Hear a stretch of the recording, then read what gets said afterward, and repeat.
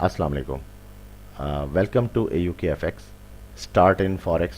जो हमारा main topic course का चल रहा है उसके अंदर हमारा प्रीवियस टॉपिक जो था जिसको हमने कवर किया वो MT4 ट्यूटोरियल था। MT4 ट्यूटोरियल के बाद हमने अब आगे बढ़ना है और जो अब हमारा आगे का कोर्स है वो जाएगा कि MT4 ट्यूटोरियल को तो हमने समझ लिया कि MT4 के प्लेटफॉर्म को कैसे यूज़ करना है, और बाकी अगर थोड़ा बहुत उसमें कुछ रह भी गया है तो वो कवर हो सकता है अगर हम मज़ीद अपने कोर्स को आगे बढ़ाते जाएं। तो आज जो हमने टॉपिक लिया है वो चार्ट्स का है और ये टॉपिक नंबर 6 है। इसके ऊपर हमने विजन यानी कि किस तरह से चार्ट को देखना है, कैसे उसको समझना है, फिर उसमें हमारा फोकस कैसे होना चाहिए, टाइम फ्रेम्स कैसे होते हैं, और फिर कैंडल्स की जो अंडरस्टैंडिंग है वो डिफरेंट टाइम फ्रेम में कैसे होती है, इसको मैं थोड़ा सा इसके अंदर डिटेल करूँगा। तो चलते हैं अब हम अपने चार्ट्स की तरफ और अपने टॉपिक का आगाज़ करते हैं। अच्छा, सबसे पहले हम आते हैं MT4 के नॉर्मल प्लेटफॉर्म पे। ये MT4 का एक नॉर्मल सा चार्ट है। इस चार्ट को मैं थोड़ा सा और वाजे कर देता हूँ। अगर मैं इसको इसमें से हटाने की कोशिश करूँ तो मैं आपको एक साफ़ सुथरे चार्ट पे ले जाता हूँ, और एग्जांपल हम यूरो USD की ले लेते हैं। इस वक्त हमारे पास ये ऑप्शन मौजूद है कि एक सिंपल सा चार्ट है जिसको हम, बाकी टैब्स का तो आपको मैंने बता दिया हुआ है कि कौन सा टैब कैसे चलता है, H1 के टाइम फ्रेम के ऊपर है। इसको थोड़ा सा मज़ीद वाजे और बेहतर कर लेते हैं। तो टेम्पलेट्स मैंने आपको सिखाया था कि टेम्पलेट कैसे लोड होते हैं और कैसे आप सेव कर सकते हैं अपने नाम का टेम्पलेट उसके अंदर, और ये जैसा मैंने इसमें टेम्पलेट एक सेव किया हुआ है सिंपल के नाम से। अच्छा, अब यहाँ पे थोड़ी सी आसानी हो गई। अब हमारा जो पहला, जो टॉपिक के अंदर जो पहला चैप्टर है वो है विजन का, कि विजन आपका जब तक विजन सही नहीं होगा आपको नहीं समझ आएगी कि क्या हो रहा है। अगर आप उसको सही से नहीं देख पाएंगे तो इस वक्त जो मेरे सामने चार्ट है वो एक तरह से रेंजिंग बता रहा है, लेकिन अगर मैं उसको मिनिमाइज़ करता हूँ मज़ीद समझने के लिए तो ये यूँ हो जाएगा कि मुझे कुछ समझ नहीं आएगी कि अब क्या हो रहा है। तो उसको बेहतर करने के लिए मेरी कोशिश होगी, अगर मैं इसको यहाँ से इस एरिया को लॉक करता हूँ तो P ये बहुत पीछे जा रहा है, तो अब तो ये मुझे शो कर रहा है कि मैं ऊपर से नीचे आ रहा हूँ। और अगर मैं इसको इस तरह समझने की कोशिश करूँ तो कुछ समझ नहीं आ रही।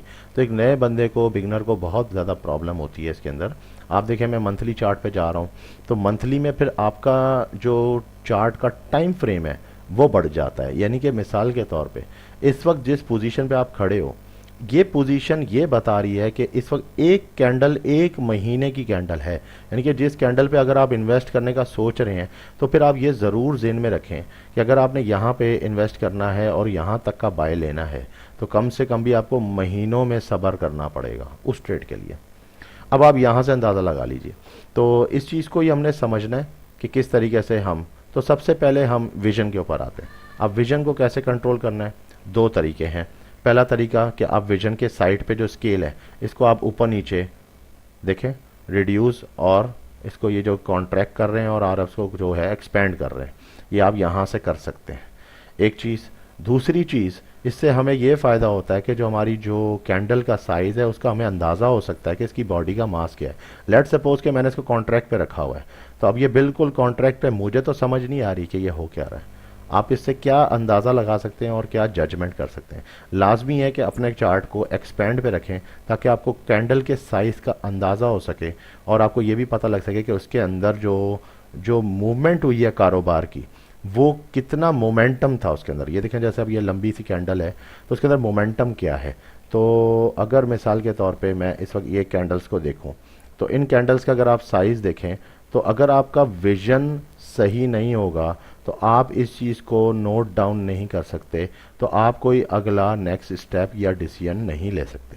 क्योंकि उसकी वजह यह है कि आपको मोमेंटम का पता होना चाहिए कि इतने मोमेंटम से जब मार्केट डाउन हुई है तो उतने ही मोमेंटम की सप्लाई भी उसने फिर आगे देनी है, और यही तो आपकी ट्रेड है।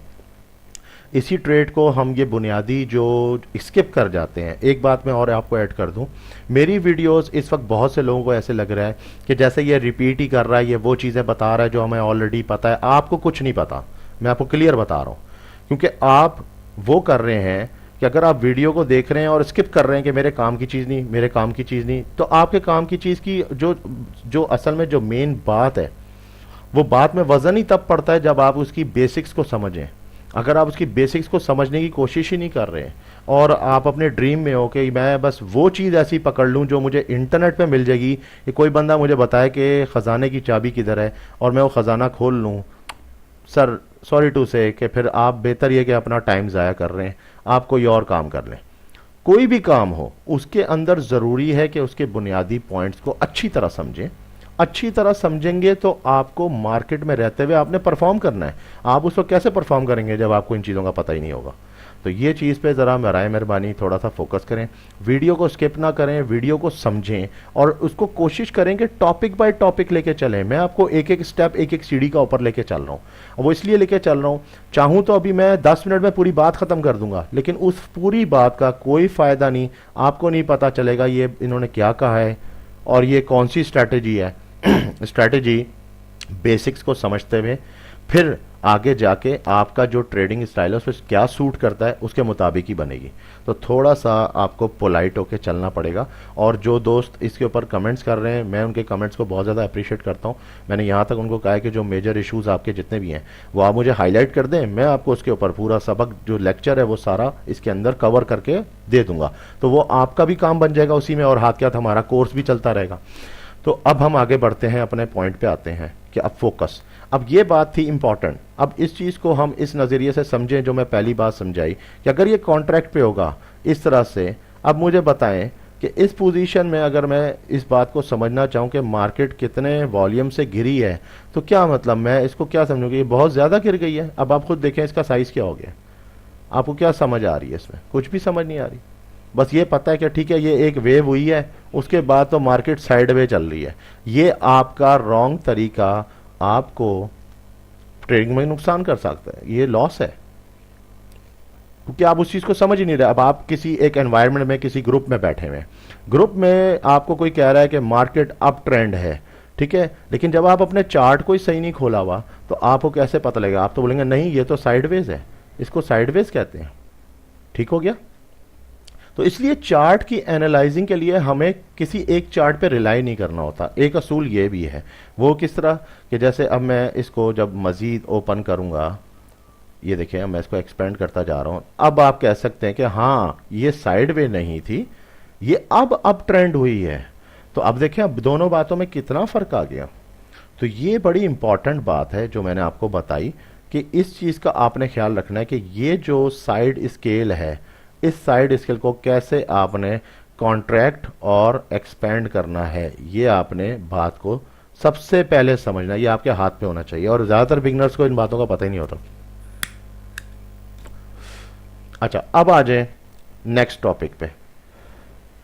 नेक्स्ट ये है कि इसके अंदर स्केल को मैं लेफ्ट राइट कर सकता हूं, लेकिन आपको ये पता होना चाहिए स्केल हमेशा चार्ट का जो हिस्सा है लेफ्ट साइड का, जो आपके विजन में आपको लेफ्ट पे पड़ता है, क्योंकि ज़ाहिर है जब हम लैपटॉप या पीसी के आगे बैठे हैं तो हमारा जो लेफ्ट हैंड है उसके मुताबिक तो मार्केट लेफ्ट से चल रही है और राइट की जानिब जा रही है। तो राइट पे तो हम गैप कर सकते हैं ऊपर वाले स्टेप से, सही है, लेकिन क्योंकि गैप की जरूरत पड़ जाती है, सम टाइम फिबोनाची का टूल लगाना पड़ता है, जगह चाहिए होती है, और एक ऑप्शन दिया हुआ है। अगर मुझे इसको बैक करना हो और मैं बैक कर रहा हूं तो ये थोड़ी देर में स्किप करके वापसी वहीं आ जाएगा। ये देखें, ये मैं कर रहा हूं और ये वापसी वहीं आ रहा है। तो उसकी वजह यह है कि आपने इसको यहां से लॉक किया हुआ है मार्केट के टाइम के साथ। टिक की जो इनकमिंग है वो हाथ के हाथ इसको लॉक रखती है, आपने इसको एक दफ़ा ऑफ किया। अब आप बेशक इसको जहां भी मूव करना चाहें, लेकिन आप इस वक्त देखें कि पूरा चार्ट आपको यही बता रहा है रेंजिंग रेंजिंग रेंजिंग। इसमें ट्रेंड्स तो नहीं दिख रहे, इसमें सिर्फ और सिर्फ रेंजिंग्स दिख रही हैं आपको। तो जब आपको रेंजिंग्स दिख रही हैं तो कोई सिलसिला नहीं बन रहा, कुछ समझ नहीं आ रही। तो एक तो तरीका ये हो गया कि आप चार्ट को अगर मिनिमाइज करते हैं तो उसका तरीक़ेकार क्या है, अब मैं आपको वो समझाता हूँ। जो सेकंड पार्ट है, जो कि विजन तो हमने कर ली बात, अब हम बात करते हैं फोकस के ऊपर। फोकस कैसे बनता है कि अगर मैं इसको मिनिमाइज करता हूँ तो ये बहुत ही छोटी कैंडल बन रही है, ये इतनी छोटी बन रही हैं कि मुझे मुश्किल हो रही है, सही है, मुझे इसमें मुश्किल हो रही है। तो उसके लिए मैं क्या करूँगा, राइट क्लिक करें, राइट क्लिक करके प्रॉपर्टीज़ पे जाएं, और प्रॉपर्टीज़ में आप जब कॉमन पे आएंगे तो कॉमन में आपको एक ऑप्शन दिखेगा स्केल फिक्स 1 to 1। ये जो ऑप्शन है, ये देखिए, ये वाला ऑप्शन, ये बहुत काम का ऑप्शन है इस मामले में। इसमें ऑफलाइन चार्ट भी है, चार्ट ऑन फोरग्राउंड, ये अलग चीज़ें, इनमें हमें नहीं घुसना। यहाँ पे तो ये ऑप्शन हमने जो सिलेक्ट किया हुआ है, ये ऑप्शन हमें यहाँ पे भी मिल जाता है, ये रहा, ये यहाँ पे मिल जाता है। ठीक हो गया। और ये जो आगे शो आस्क लाइन, तो आपको आस्क लाइन भी बताया, और ये वो तो वो आप उल्टा चार्ट में ज़्यादा चीज़ें भर देंगे। ग्रिड भी था, ग्रिड हमने ख़त्म किया। वॉल्यूम्स था, वॉल्यूम हमने ख़त्म किया। ठीक हो गया। तो ये, या पीरियड सेपरेटर, अच्छा पीरियड सेपरेटर एक काम की चीज़ होती है। पीरियड जो होता है कि आपने पीरियड कितने पे रखा हुआ है, आप इस वक्त H1 के टाइम फ्रेम पे हैं, तो पीरियड का सेपरेटर जो मार्केट का एक सेशन से लेकर दूसरे सेशन पे पीरियड गया, वो आप यहाँ से कंट्रोल करते हैं। तो हम एक काम करते हैं, पहले तो पीरियड्स को अप्लाई करते हैं और इसको समझते हैं, फिर हम आगे बढ़ते हैं। ये आ गया पीरियड का ऑप्शन, और जब आप ये किया तो आपने देखा पीरियड्स बन गए।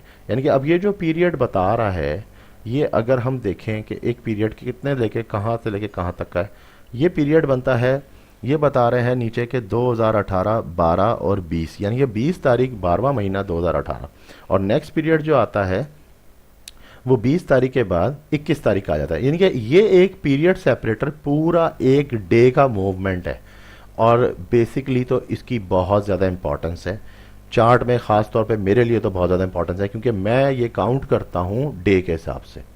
तो एक तो ये हो गया, इस पे हम आगे आएंगे टॉपिक्स पे, तो इसको, इसकी इंपॉर्टेंस को भी जाहिर करेंगे। अब बात हो रही है फोकस पे।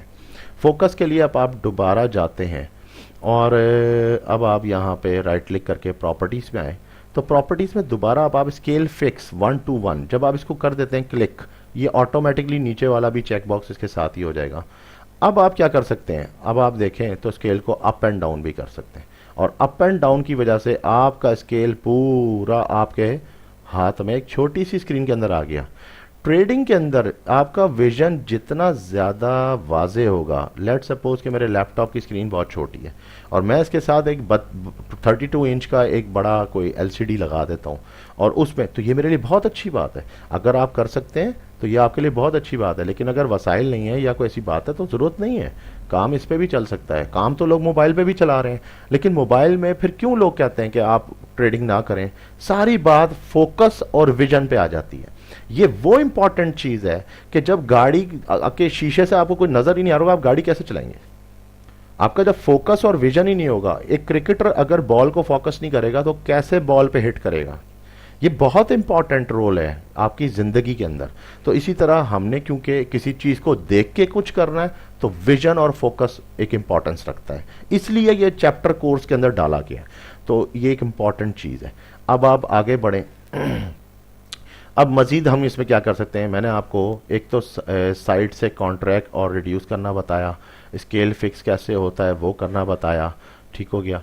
अब एक मूवमेंट है, मैं इस वक्त करंट मूवमेंट पे हूँ, इस मूवमेंट को फोकस करना चाह रहा हूँ जो कि मुझे ट्रेंड हाई का बता रही है, मगर ये देखें तो अब ये बहुत बड़ा इसने उठा दिया। जब स्केल फिक्स किया तो थोड़ा सा इसको यहाँ से आपको सेट भी कर पड़ेगा, लेकिन अब मसला क्या है कि जब आपने स्केल को पूरा खोल दिया है, अब आप इसको कहीं भी मूव कर सकते हैं, तो आपका जो ये साइड का कॉन्ट्रैक्ट और रिड्यूस है ये लॉक हो गया हुआ है।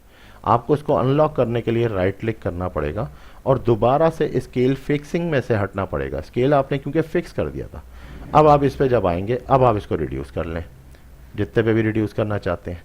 लेकिन जब आप उस ऑप्शन में जाते हैं दोबारा और राइट क्लिक करके और उसको दोबारा से स्केल फिक्स पे करते हैं कि अब छोटा करके मुझे दिखाए, तो ये देखें ये फिर उसी तरह उसी पोजीशन पे चला गया, क्योंकि इसकी इंपॉर्टेंस अलग है, उसकी इंपॉर्टेंस अलग है। तो इसलिए ये सॉफ्टवेयर के अंदर एक ऑप्शन उन्होंने दिया है। हालांकि अगर यूं भी हो जाता तो बहुत अच्छा था, हमें उस तरह भी फ़ायदा ही था। तो बहरहाल एक बात ये भी हमें अब समझ आ गई। अब हम जाते हैं नेक्स्ट पे। स्केल तो हमें समझ आ गया। अब स्केल के बाद मैं इसी पे 2-3 एग्जांपल्स और लेना चाहूँगा। जो सेकंड एग्जांपल है वो मैं आपको IQ ऑप्शन चार्ट पे ले जाता हूँ। ये IQ ऑप्शन का एक चार्ट चल रहा है और इसके अंदर देखें तो मैं इसको बंद करते हैं ताकि आपको ज़्यादा आसानी हो, और इसको सेंटर में लाके इसको थोड़ा सा आगे करें। अब ये देखें इसके अंदर क्या इंपॉर्टेंस है। इसके अंदर इम्पॉर्टेंस ये है कि इसके अंदर भी चार्ट दिख रहा है, इसके अंदर भी चार्ट को बड़ा छोटा किया जा सकता है और टूल्स भी उसी तरह लगते हैं। लेकिन आप देखें कि आपका विजन क्या आ रहा है, आपको कोई स्पाइक की समझ आ रही है, तो फिर IQ ऑप्शन लोग क्यों इस्तेमाल करते हैं, आज ये भी आपको मैं क्लियर कर दूंगा इसी वीडियो के अंदर। अच्छा, नेक्स्ट हम आते हैं, मैंने एक ऑप्शन रखा हुआ है, अब जैसा ट्रेडिंग व्यू है। ट्रेडिंग व्यू पे काम करने का फ़ायदा क्या है? ट्रेडिंग व्यू पे काम करने का फ़ायदा ये है कि ये वो चार्ट है जो आपका ब्रोकर, मिसाल के तौर पे ये आपके ब्रोकर का चार्ट है और ये लिंक हुआ हुआ है मिडल सर्वर से, जो कि आपको मैंने बताया था कि ECN कहलाता है।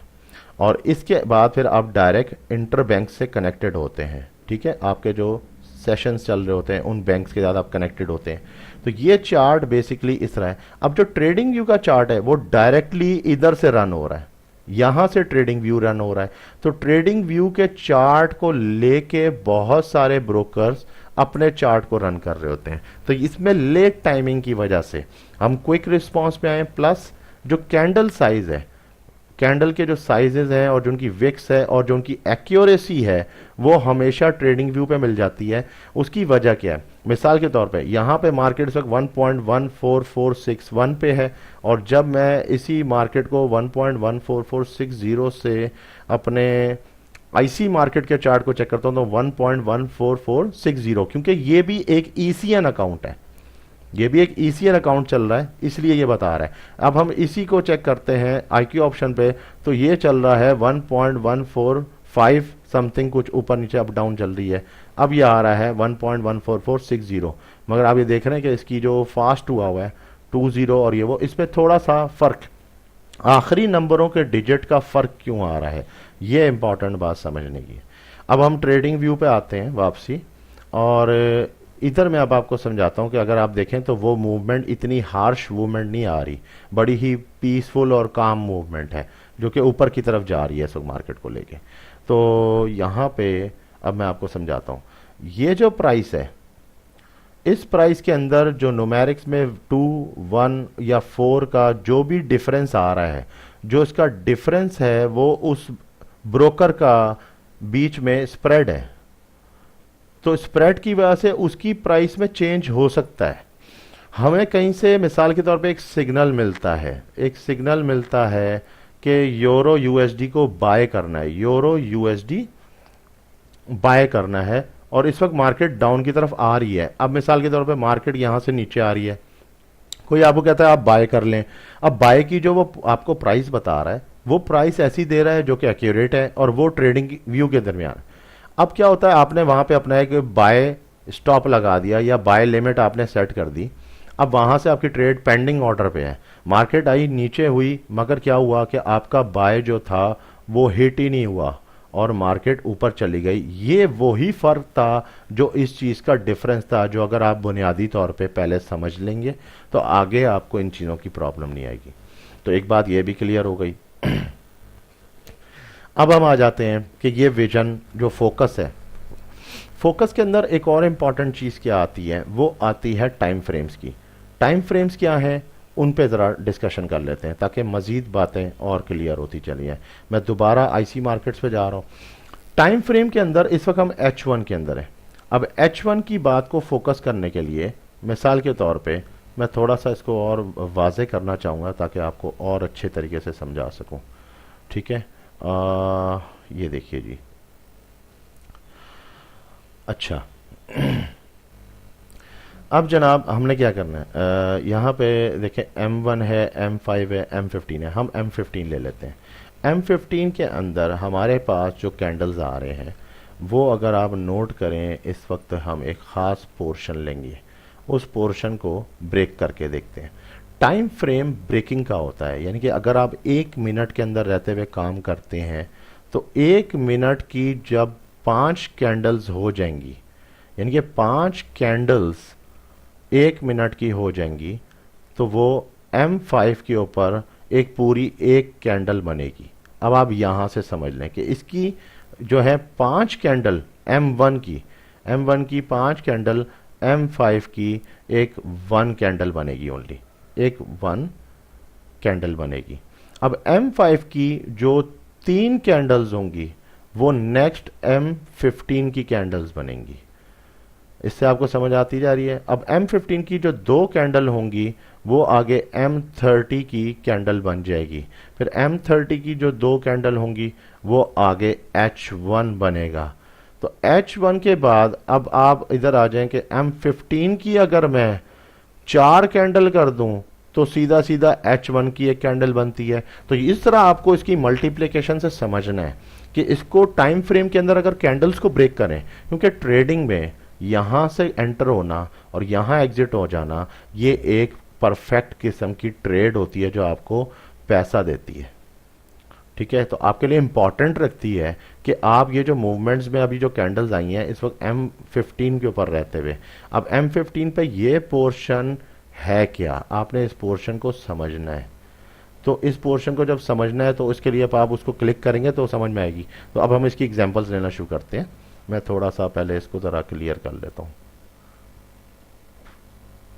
इस वक्त राइट नाउ H1 की हम एक कैंडल को पकड़ लेते हैं। H1 की एक कैंडल मिसाल के तौर पे ये वाली जो बड़ी कैंडल है इस पे हम बात करते हैं, और ये जो एक वी सा बना हुआ है इस पे हम बात करते हैं और इसको फोकस करते हैं। ये एक कैंडल ब्लू वाली में H1 में हुआ क्या था, तो अब हम इसका ब्रेकअप कर रहे हैं। तो ब्रेकअप के ऊपर जब M30 पे जाते हैं तो M30 पे ये अब ब्रेकअप दे रहा है हमें कि ये 2 कैंडलों की शक्ल में हुआ था। यहाँ पे देखें, अब ये जैसे जैसे मैं टाइम फ्रेम को कम करता जाऊंगा तो ये देखें यहाँ पे 2 कैंडल्स का जो मजमुआ था मगर हुआ 1 घंटे के अंदर था। तो टाइमिंग बनी 1 घंटे की पर कैंडल्स बनी 2। ठीक हो गया। अब इसी को मजीद ब्रेक करते हैं, इसको मजीद ब्रेक करके देखते हैं कि ये फिर क्या हुआ था। इसी सेपरेटर से हमने एक निशानी लगाई हुई है, ये हमारी सेपरेटर की निशानी है, इससे हम देख लेते हैं। अब हम जाते हैं M15 के ऊपर, तो ज़ाहिर है उसकी मजीद कितनी कैंडलों का ब्रेक हुआ होगा। अब हमें सेपरेटर के पास जाना पड़ेगा, सेपरेटर क्योंकि पीछे चला गया है। अब आप ये देखें तो ये आपको साथ साथ बयान कर रहा है कि ये जब 2 कैंडल्स बनी थी तो इसके दरमियान भी कैंडल्स बनी थी। अच्छा, अब वो कौन सी बनी थी, ये इंपॉर्टेंट बात है।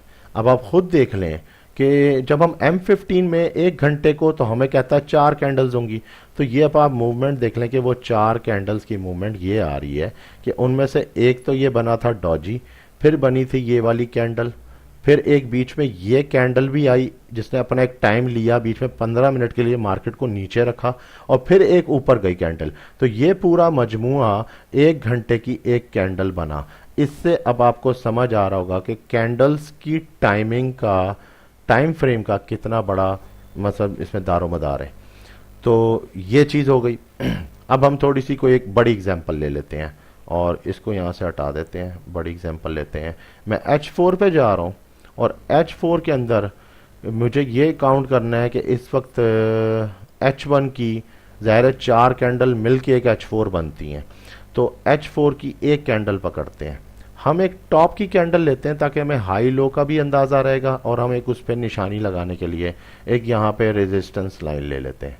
हमें इससे अंदाज़ा रहेगा कि रेजिस्टेंस लाइन के ऊपर ये जो विक भी गई है तो ये हुआ क्या था इस पूरी एक कैंडल के फॉर्मेशन के अंदर। तो यहाँ से अब आप इसको यहाँ पे ले लीजिए, सॉरी क्लिक नहीं हुआ। अच्छा, अब इसके लिए अब हम इसको H4 को ब्रेक कर रहे हैं H1 के अंदर। जब हम H1 में जाके देखते हैं तो हमें ये पता चलता है कि वहाँ पे जो कैंडल थी वो H4 पे तो ये बता रही है, ये रेड वाली पूरी एक कैंडल। इसको मैं मज़ीद और ज़्यादा हाईलाइट कर लेता हूँ, और वो मैं इस तरह करता हूँ कि इसके ऊपर भी एक लाइन लगा देता हूँ इस एरिया को कवर करने के लिए, और इसके नीचे वाले एरिया को भी लाइन लगाता हूँ ताकि मुझे और ज़्यादा वाज़ेह हो कि हुआ क्या था इधर इस H4 के अंदर जो 4 घंटों में क्या हुआ है। अब ये आ गया पूरा एरिया मेरे पास, और ये सेपरेटर के साथ तकरीबन 1 2 3 4 5 6 7 8 8वीं कैंडल है। तो 8वीं कैंडल को अब मैं ब्रेक करने लगा हूँ। अब इसको देखते हैं और इसको समझते हैं कि जो 8 कैंडल थी यही वो सेपरेटर था। सेपरेटर का अंदाज़ा भी हम यहाँ से ले सकते हैं कि अगर आप हूवर करें तो हूवर करके आपको डेट और टाइम का पता लग जाएगा।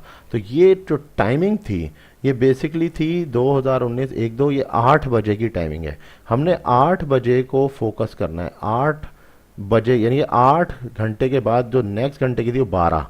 तो 8 और 12 नेक्स्ट जो है वो 4 घंटे की है। तो 8 बजे का जो घंटा है, तो लास्ट जो घंटा था वो 4 था, यानी कि 4 से लेके 8 के दरमियान ये कैंडल बना है।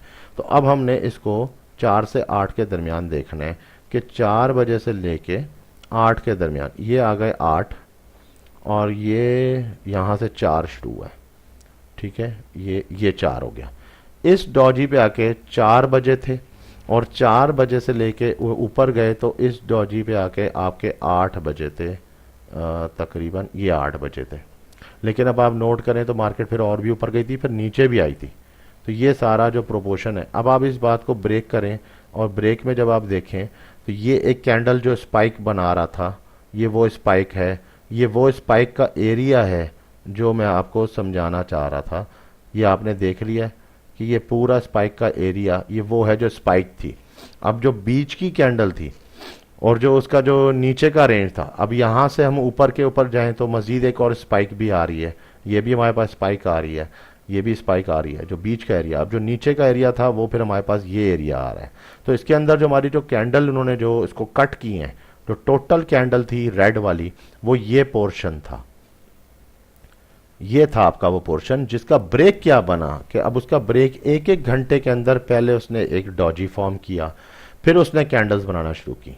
अब इंपॉर्टेंस क्या है इस पूरी बात की? इस पूरी बात का मजमुआ ये है कि अगर मुझे 25 पिप्स कमाने हैं और एक्यूरेट और ऑथेंटिक कमाने हैं, तो क्या मैं M1 चूज करूंगा? नहीं, मुझे प्रॉपर टाइम फ्रेम कौन सा चूज करता है? H1। मगर H1 के अंदर जो मेरा फोकस होगा वो किस पे होगा? H4 पे, सही है। और जो मेरा जो विजन होगा, अब जो विजन होगा वो मेरा होगा D1 पे। अब D1 पे विजन मेरा यह है कि मेजर डाउन ट्रेंड हमें पता है कि भाई नीचे डाउन का है, और H4 पे हमारा हो गया विजन, ठीक है जी, ये विजन हो गया। ये हमारा हो गया फोकस, कि फोकस हमने H4 को रखते हुए किया है कि 4 घंटों के अंदर, मिसाल के तौर पे जब इतनी बड़ी रेड कैंडल आएगी तो ये पता है कि एक्सपीरियंस के बाद आपको आइडिया लगेगा कि हमेशा एक बड़ी कैंडल को रिड्यूस करने के लिए एक बुलिश रिवर्सल आता है जो कि उसको स्क्वीज करता है। ये इसको स्क्वीजिंग कैंडल कहते हैं। ये उसके साथ ही बनता है। आप जितनी भी कैंडल देखेंगे, ये बहुत बड़ी कैंडल आई है, मगर इसके बाद भी आप देखें तो फिर उसने स्क्वीज करना शुरू किया। अब हर H1 में यानी कि स्क्वीज होना शुरू हुई है। तो अगर आपके पास थोड़ा सा भी ट्रेड करने के बाद ये हौसला होगा और आपको पता होगा कि मुझे 1 2 3 4, कभी कभार 6 घंटे भी रुकना पड़ जाता है, 4 घंटे मजीद रुकना है, तो मेरी यहाँ की लगी हुई ट्रेड यहाँ पे टीपी कर जाएगी, जो कि इस पूरी कैंडल का सिर्फ और सिर्फ 25% हिस्सा है, जो कि हमारी बेसिक स्ट्रेटेजी है कि आपने एक ऑथेंटिक और कंफर्म ट्रेड लेना है। ऐसा ट्रेड नहीं लेना जो आपको लॉस दे दे। हम यहाँ गंवाने तो नहीं आए, हम यहाँ कमाने के लिए आए। तो ये चीज़ है जो जिसकी वजह से आपको इस टॉपिक के अंदर इसका लेक्चर दिया जा रहा है कि आप इस चीज़ की जो है कॉस्ट को समझें, इसकी ये कितनी यानी कि प्राइसलेस चीज़ नहीं है, ये बहुत ज़्यादा यानी कि प्रीशियस है, जो कि हम निगलेक्ट कर देते हैं, अपनी नज़रअंदाज कर देते हैं कि यार इसकी ज़रूरत नहीं, इसको छोड़ो, कोई फ़ायदा नहीं। बहुत फ़ायदा है। आपको इस बात का पता होना चाहिए कि ये आपका फोकस है और ये आपका ट्रेडिंग एनवायरनमेंट है H1। अब H1 का ब्रेक जब करोगे तो H1 का ब्रेक करने के लिए M15 की तकरीबन 4 कैंडल्स चाहिए होंगी। तो जाहिर है उस 4 कैंडल के अंदर से वो कौन सी कैंडल होगी पहली M15 की जिसके आप एज पे ट्रेड लोगे। तो ये फाइन क्वालिटी तभी आएगी ट्रेड लेते हुए। लेट्स सपोज अब मैं अभी ट्रेड ले रहा हूं करंटली, ये कैंडल चला है और मैंने ट्रेड ले लिया यहां पे, तो ये इसका एज तो ना हुआ। इसका एज अगर मैं ले लेता तो फौरन ही मेरी ट्रेड उसी वक्त आपको प्रॉफिट में ले आएगी। तो ट्रेड में ही यही आपको इस एजुकेशन में देने का मकसद ही यही है कि आप ऐसी जगह पे जब ट्रेड लें तो फौरन आपको उसका रिजल्ट मिले, आपको रिजल्ट जो है फौरन माइनस में ना चला जाए कि आप ये सोचने में मजबूर हो जाए कि यार मैं $10 नुकसान में ही हूं, अभी तक 2 घंटे हो गए हैं। तो ये नहीं सोचना, एक तो आपको ये सब चीज़ों का ख्याल रखना है।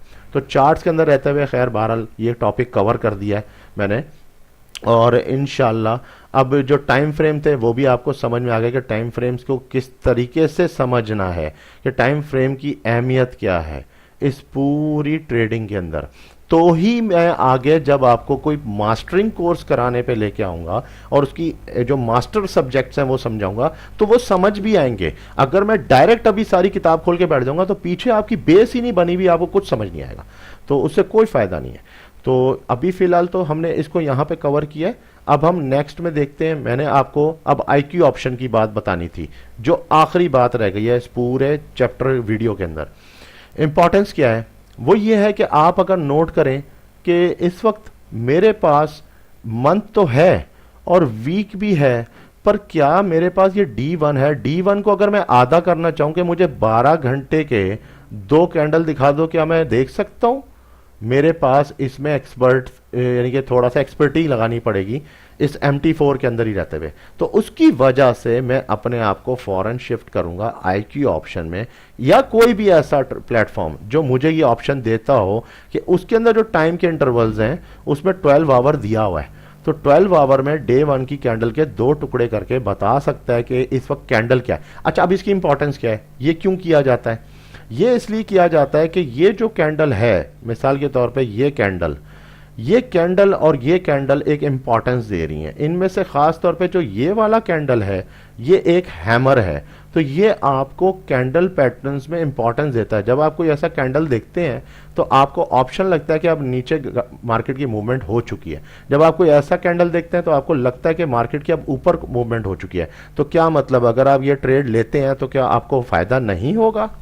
ये इंपॉर्टेंट की बात। तो इंपॉर्टेंस यही थी कि हम क्यों इस तरह से ट्रेडिंग व्यू क्यों रखा हुआ है, क्योंकि कई जगहों पे 3 साल का चार्ट चाहिए, मुझे नहीं मिलेगा, पर आप ट्रेडिंग व्यू या इस तरह के सॉफ्टवेयर्स पे जाके आप उधर से बिल्डअप कर सकते हैं। और एक दूसरा तरीका भी होता है, जब आपके पास कैलकुलेटर नहीं होता तो फिर आप उंगलियों पे गिनती करते हैं ना, तो इसी तरह जब मैं इन 2 कैंडल्स को आपस में अगर मर्ज करूंगा तो वो भी एक तरीका है जो कि आगे मैं चैप्टर में सिखाऊंगा कि किस तरह से आपने क्लोज, ओपन और हाई और लो को मर्ज कर देना है। तो आपका जो नेक्स्ट कैंडल का जो आपका जो ऊपर का जो हाई है और जो उसका क्लोजिंग है, ये आपको बता देगा कि ये टोटल कैंडल बना क्या था, ये टोटल कैंडल क्या बना। ये अब आप अंदाजा लगा लें कि ये टोटल कैंडल क्या बना है।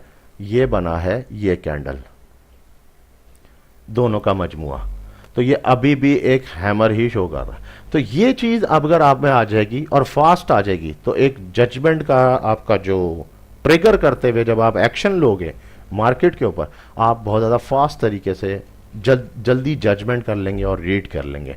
तो उम्मीद करता हूं कि मैंने इस चैप्टर में जो आपको भी कवर कराया, विजन, फोकस और आपको जो कैंडल जो इसके जो थी understanding of candles with different time frame, ये बात समझ में आ गई होगी। ये इंशाल्लाह आ गई तो नेक्स्ट आगे भी बढ़ेंगे, लेकिन थोड़ा सा हौसला रखें, थोड़ा सा कमेंट्स करते रहें, मुझे समझाते रहें, साथ साथ अपनी भी बात बताएं, ताकि मुझे भी पता लगता रहे कि मार्केट में जो लोग बैठे हुए हैं वो क्या सोच रहे हैं इस बारे में, तो ही बात आगे बढ़ेगी। लेकिन ये कोर्स तो खैर मैं आपको स्टेप बाय स्टेप ही कराऊंगा।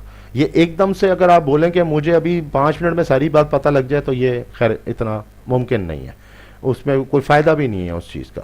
तो इंशाल्लाह उम्मीद करता हूँ कि नेक्स्ट वीडियो में मैं जो अब आपको टॉपिक कवर कराऊंगा इंशाल्लाह ताला आपको फ़ायदा होगा और अब आपको मज़ा भी आ रहा होगा कि अब कोर्स किस जानिब जा रहा है। तो मिलते हैं इंशाल्लाह नेक्स्ट वीडियो में। Thank you so much.